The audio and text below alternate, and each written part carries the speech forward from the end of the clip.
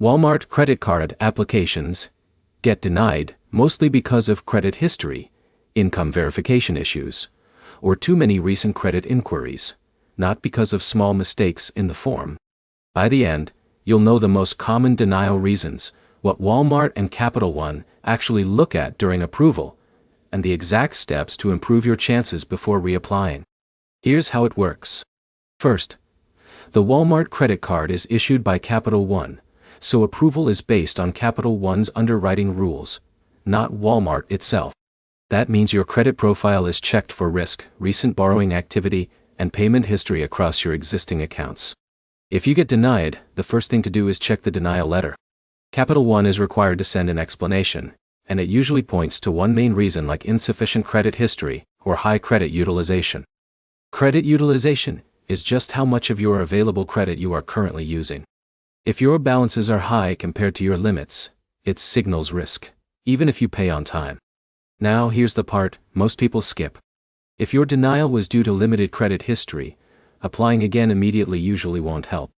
The system needs updated credit behavior, like on-time payments and lower balances, before reconsideration improves.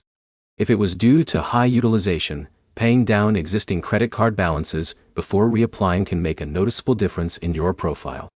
Even small reductions in reported balances can change how your credit file looks at the time of review. Another common issue is multiple recent credit applications. Every hard inquiry can slightly lower your score and signal that you're actively seeking new credit. Spacing out applications gives your profile time to stabilize. If you want a practical reset plan, start with 3 steps. First, check your credit report for errors and fix anything incorrect. Second, pay down high balances so your utilization drops.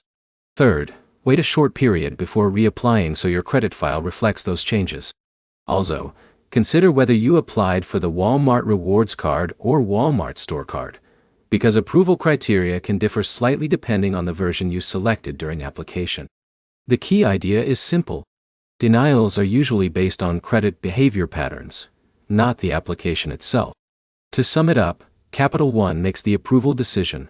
High credit utilization is one of the biggest denial triggers, and improving your credit profile before reapplying gives you a better chance. Next step is simple. Pull your credit report and look at utilization and recent inquiries before trying again. If you want more clear breakdowns of credit card approvals and rejections, subscribe for straightforward explanations without the confusion.